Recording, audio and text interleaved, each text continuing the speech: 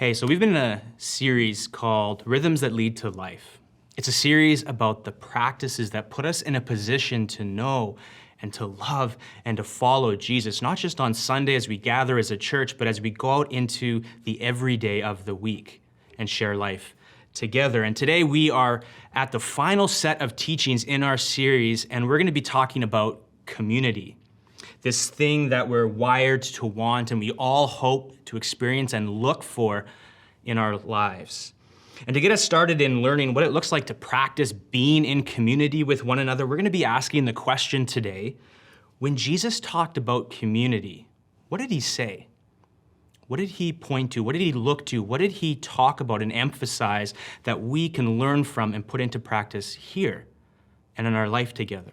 Or put it another way, what did Jesus envision for the community called the church? And so that's what we're going to be wrestling with today as we come to the Bible and listen to what Jesus has to say. And so to help us answer this question, we're in what's called the Gospel of John. It's one of the biographies of Jesus. And so if you have a Bible, grab it and turn to John chapter 17. We're going to pick up Jesus' prayer. He's praying to God on the eve of his journey to the cross and to the resurrection. And we're going to pick up his prayer in John chapter 17, verse 13. Listen to what Jesus is praying. He says this, I am coming to you now. So Jesus is talking to the Father. I am coming to you now, but I say these things while I am still in the world, so that they may have the full measure of my joy within them. I have given them your word, and the world has hated them, for they are not of the world any more than I am of the world. My prayer is not that you take them out of the world, but that you protect them from the evil one. They are not of the world, even as I am not of it. Sanctify them by the truth. Your word is truth. As you sent me into the world, I have sent them into the world. For them I sanctify myself, that they too may be truly sanctified. My prayer is not for them alone. I pray also for those who will believe in me through their message, that all of them may be one, Father, just as you are in me and I am in you. May they also be in us, so that the world may believe that you have sent me. I have given them the glory that you gave me, that they may be one as we are one, I in them and you in me, so that they may be brought to complete unity. Then the world will know that you sent me and have loved them, even as you have loved me. So as I said, we are in the final moments before Jesus is arrested, betrayed, and crucified. And in these final moments, we see Jesus praying. And as he prays, one of the things that he begins to pray about in these final moments is for you and for me and how we live together in the world. See, I don't know if you caught it, but Jesus, he's not just praying for the people that are in the room with him, his 12 closest disciples, his 12 closest followers, but he's actually praying for everyone who would come to believe in him in the future as well. And so don't miss the significance of this. Don't miss the importance of this prayer of Jesus. Jesus is praying for you, and he's praying for me, and he's praying for us, those of us who believe in him and follow him together. See, in the shadow of the cross, it's amazing to me to think about is that Jesus wasn't just thinking about himself and what he was about to go through. He was thinking of you, and he was thinking of me and the life that we would share together. And just let that sink in for a moment, that you were on Jesus' mind long before you existed and came to know him. We, the church, the community called the church, we were on his mind. How we would live together in the world was on the mind of Jesus just hours before he was nailed to the cross. And you know what this tells us is that you matter. And it tells us that this conversation about community matters because Jesus could have been praying about a lot of things in this moment. But with the cross looming and with these final moments of prayer with the Father before he goes on the journey to die in our place, Jesus thought it was important enough to pray about our life together as a community. And if it's important to Jesus, then it's got to be important to us as well. And so don't miss the significance of this prayer and what Jesus is praying about in this moment. And in these final moments, again, what Jesus is praying is for community. And in that prayer, we see his heart and vision for the community called the church.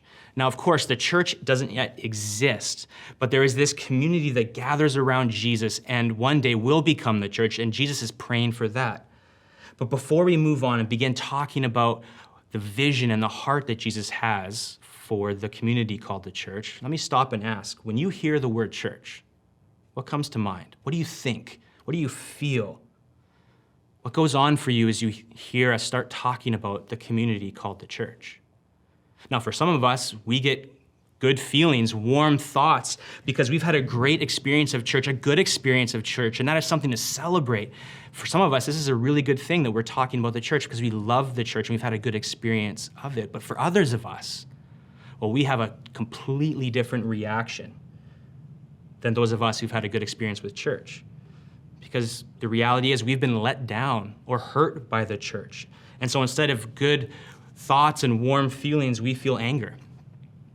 We feel pain. We feel cynicism and a lack of trust and a hesitancy about being around a place that teaches one thing and then goes and does another. See, that's some of our stories. That's some of our experiences of the church. And you know what? If that is you, if that is your experience of the church, I get the way you feel. I understand that you feel the way you do. See, the church hasn't always lived out what it teaches and says it believes, and that is not okay. And so what I want to say to you is I'm sorry for how the church has treated you, how you have felt let down, how you have not seen the church live up to what it says it teaches and believes. And I really hope that you stay, that you stick it out, and you help us do better than we've done in the past. And I think in some ways that journey for you and for all of us, it begins with listening to Jesus and allowing his prayer to speak into how we think about and how we practice this thing called community. So again, the question is, when Jesus talks about community, what does he talk about? What does he say? What does he envision for this thing called the church? Well, the first thing that we need to know is that the church is a community that orbits around Jesus. See, if we look at the stories about Jesus called the Gospels, Matthew, Mark, Luke, and John, one of the first things Jesus did when he began his public ministry was he started gathering people around himself. He would go to fishermen and to tax collectors and to different people, and he would say, "Follow me. Come learn from me, share life with me, experience this new way of being human, be a part of this new kingdom community that I'm forming around myself." And all of what Jesus was doing in the world was done in community, whether it was around a table or walking by the water or on a fishing boat or at the synagogue. There was this group of people whose life orbited around Jesus's life. And it was this little group of people that became the locus of God's presence and God's activity in the world. And what set it apart and what made it distinct from any other kind of community before it and since is the person and the presence of Jesus.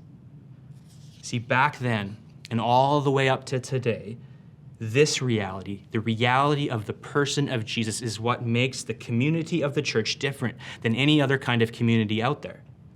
Because here's the truth. You can find community anywhere.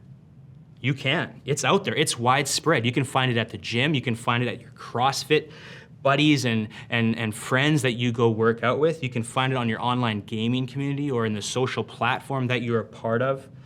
You can find it with others who share your favorite hobby, like running or hiking or riding bikes or drinking coffee or disc golf or cooking or playing music. Whatever your hobby is, you can find community with others there.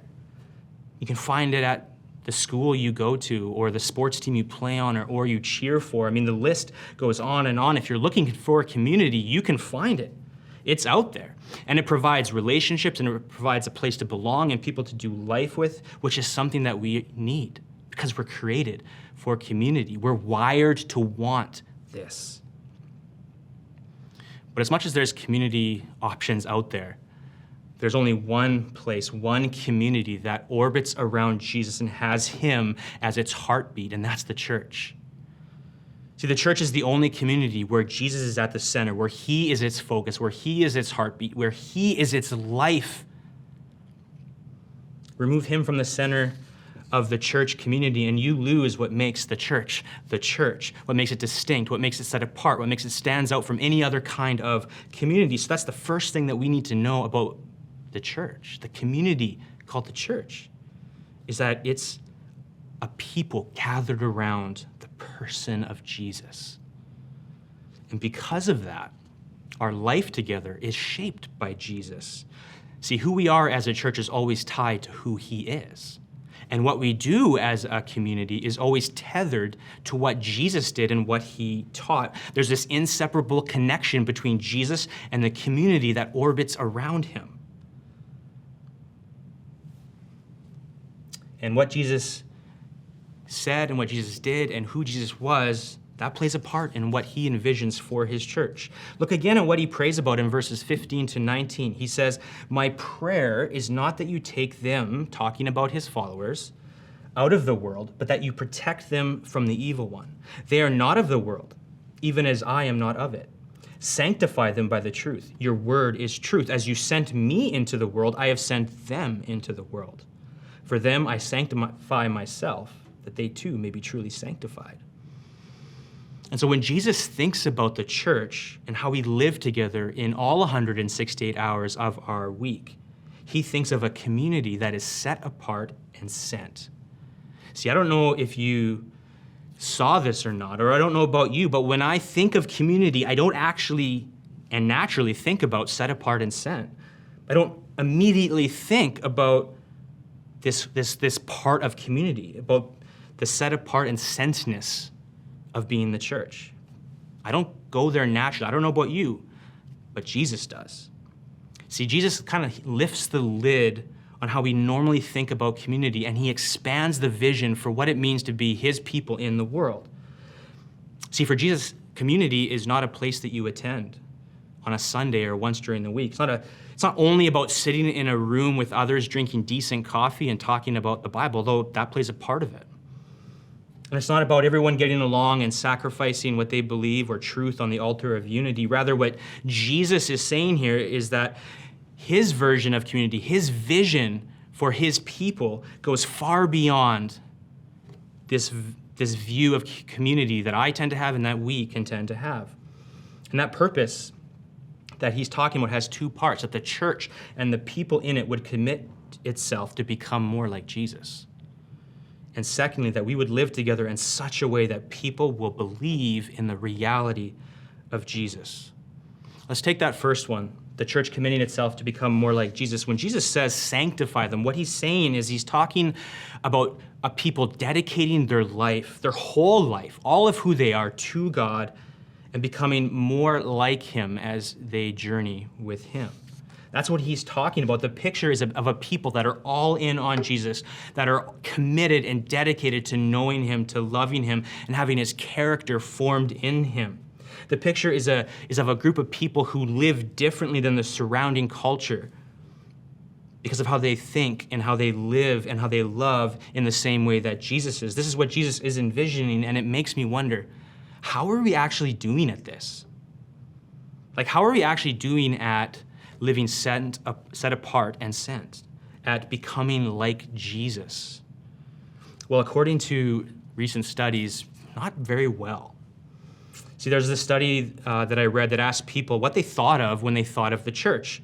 And what came back was words like judgmental, hypocritical, old-fashioned, out of touch with reality, insensitive to others, boring, confusing. They said that there was no value in attending and that churches have way too many problems. And the study summed up its findings like this: God, perhaps. Christianity and Christians, no. Doesn't that make you sad? Knowing what we know about Jesus, knowing the beautiful parts that we experience at church, doesn't it make you sad that people would say, God, maybe, but Christianity and Christians, no way?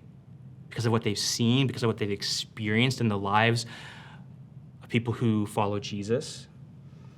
And of course, this is not every person, it's not every church or every Jesus follower that would be like this, but still, it's really hard to hear that the perception of the surrounding culture is not glowing. And this is something I've been thinking a lot about. I wonder if part of the reason why this is true or that people have this perception of the church, is that we haven't made becoming like Jesus the priority that it should be. We haven't made godliness and holiness a goal like we should. Being formed into the person of Jesus, into the image of Jesus. See, because what Jesus is saying here is he's envisioning a countercultural community of people who follow him and are like him in growing and increasing ways.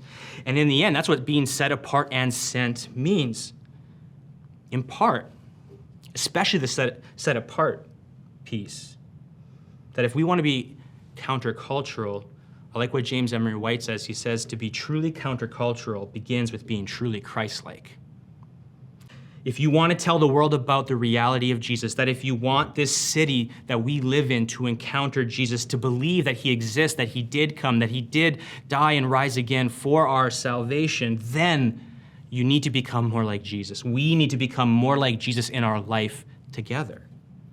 Because then, and only then, will we start to get close to this part of community that Jesus envisions, which is this otherworldly community, living together in the world in such a way that people take notice and consider the reality of Jesus, which is the second purpose Jesus has for us in communities, that we would live together in such a way that people would believe in the reality of Jesus.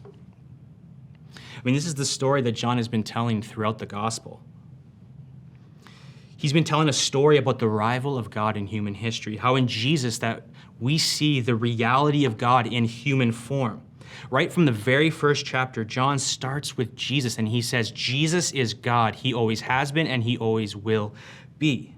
And as God, he says, Jesus became human, and he revealed God to us. That Jesus is the light of heaven, that when we look at Jesus, we actually see God in human form. We see who God is and what God is like, that we see the eternal, infinitely holy Son of God in human form, revealing who God is and what God is like to the world in Jesus. I mean, that's just an incredible reality. But that's not the whole story John is telling, because John is saying that, talking about how in Jesus God was revealing himself to us, but he's also going to be telling a story about how in Jesus God is accomplishing redemption for us. See, Jesus came on a rescue mission. He came to die and rise again so that everything that separated us from God, what the Bible calls sin, could be dealt with, and we could have a life with God both now and forever. This is a life we could never earn, but we get through faith in Jesus. And through this faith in Jesus, we get Jesus. He's the prize. He's the greatest treasure in the universe. He is what matters most. But we also get to become a part of a community that orbits around him called the church, who Jesus is now praying would carry on his work of revealing God to the world in community together. And so what Jesus is envisioning here is that in the same way that he came and revealed God to us, that the church would reveal Jesus to the world through the way that it lives together. Now don't miss this, because it's both a significant point and a scary point. Because what Jesus is saying is that the way we live together plays a part in what people will think about him. So much so that it will actually affect whether they believe in him or not.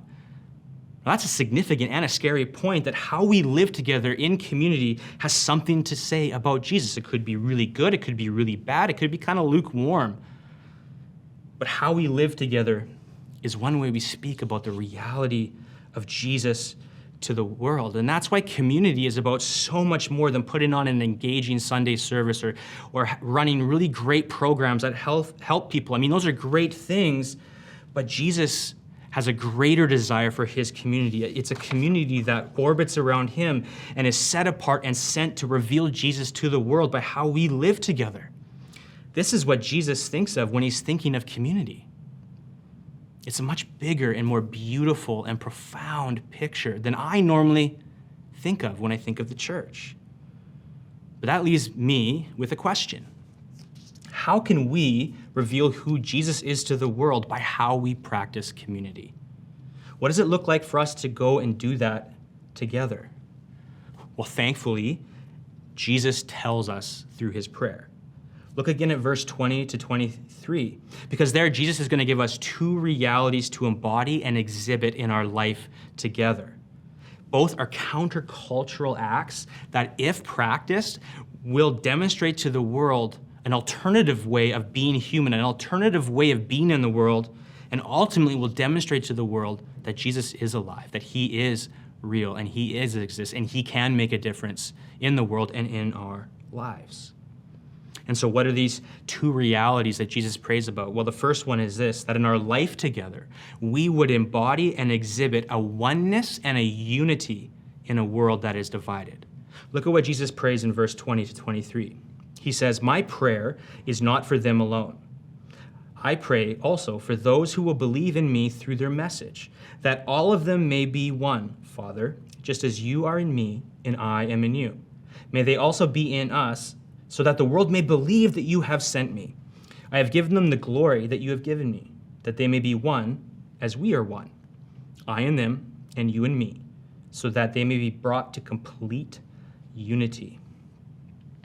So in this polarized cultural moment, in this world of division and disagreement that just seems to be amplified every week in greater and greater ways, in a world that's being pulled apart at the seams, Jesus prays for a community that would be one and united in how it thinks, how they live, how they see one another, how they treat one another, and how they see being a community.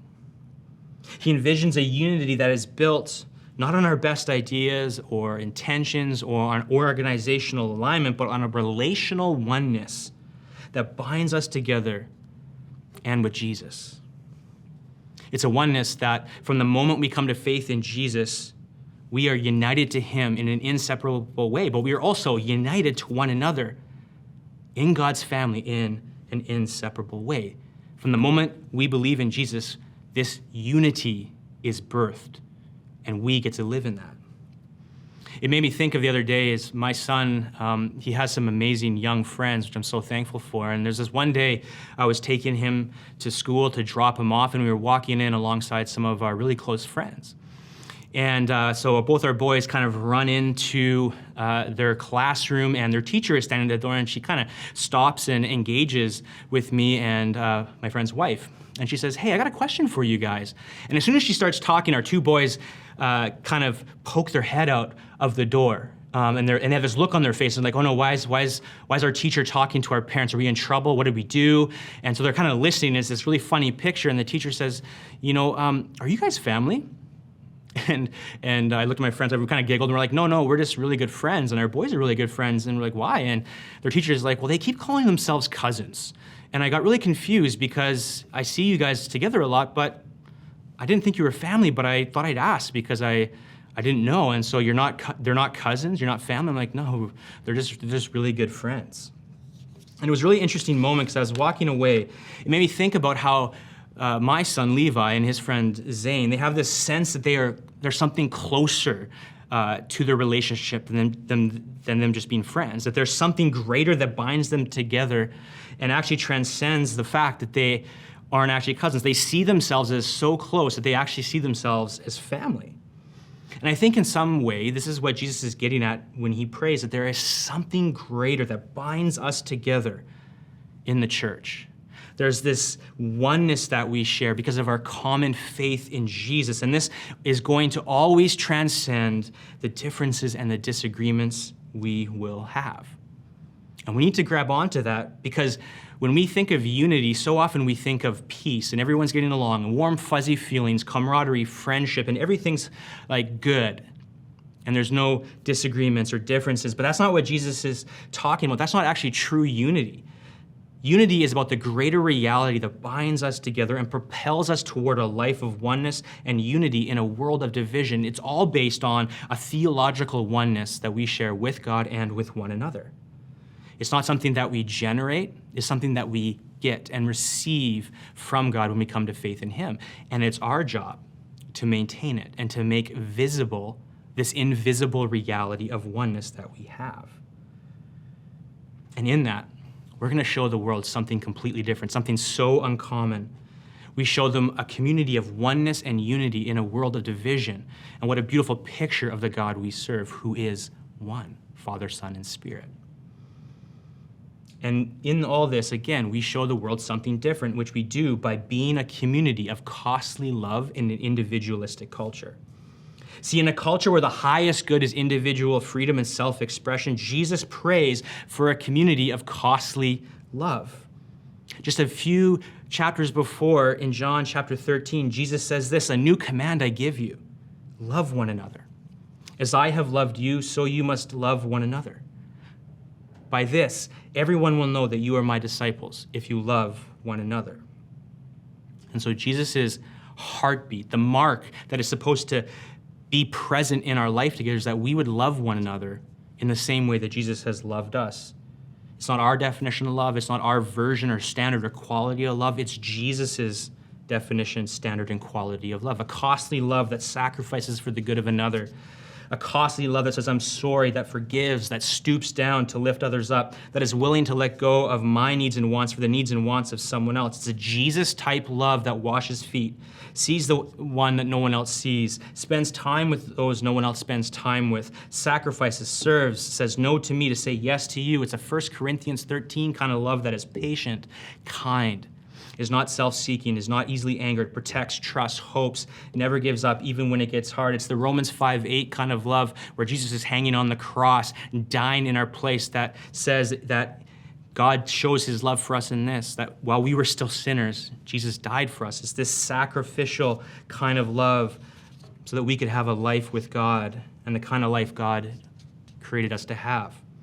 This is the kind of costly love Jesus is calling his people to have, and it's costly for a reason, because it asks us to think more about others and what they need than what we need and what we would like. And an individualistic culture that says it's all about you and what you need and what you can get and what you deserve, that's not easy.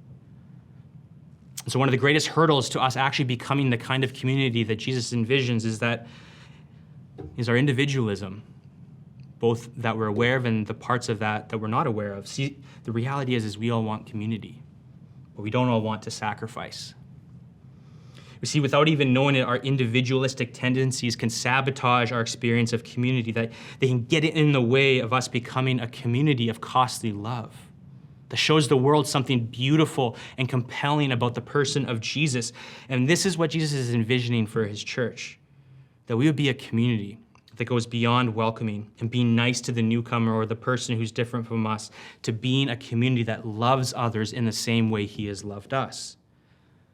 And so I don't think Jesus wants us to hang our hat on being welcoming. I think Jesus wants us to be loving. Because I don't think people are looking for a welcome. I think people are looking to be loved. And Jesus' vision is that this community, called the church, would be a community of costly love in an individualistic culture.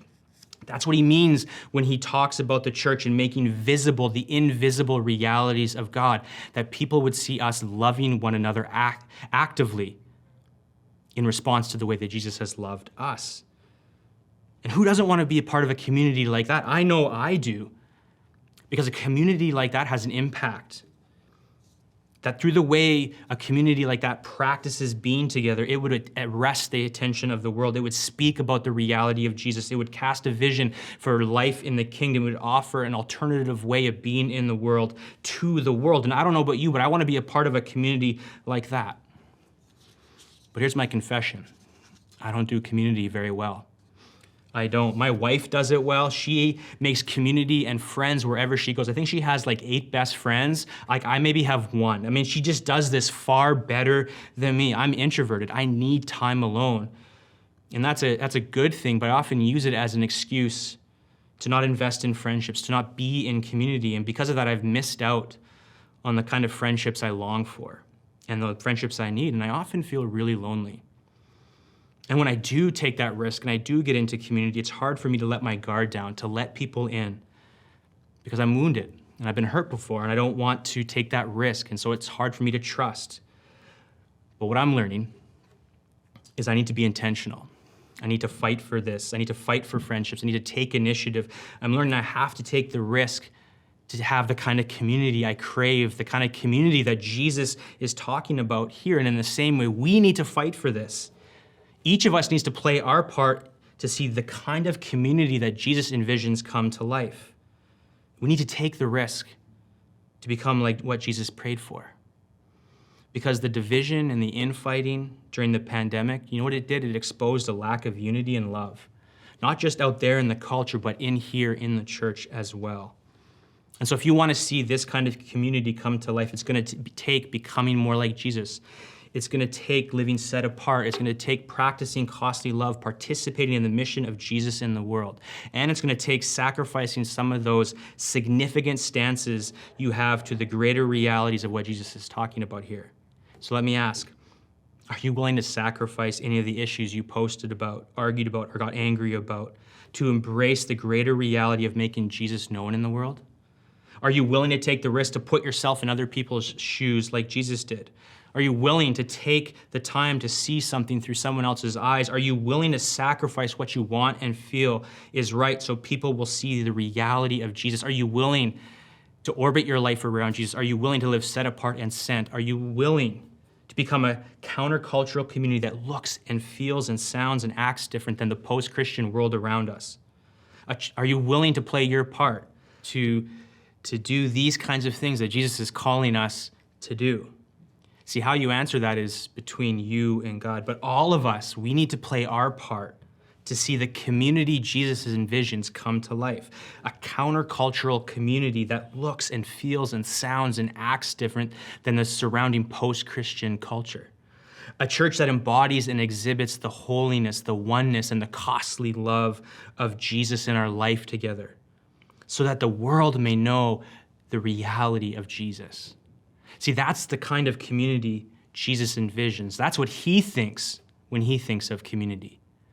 And each of us has a part to play and to practice that together so that the world may know that Jesus is real and he is here and offering them life with him and life in this community called the church.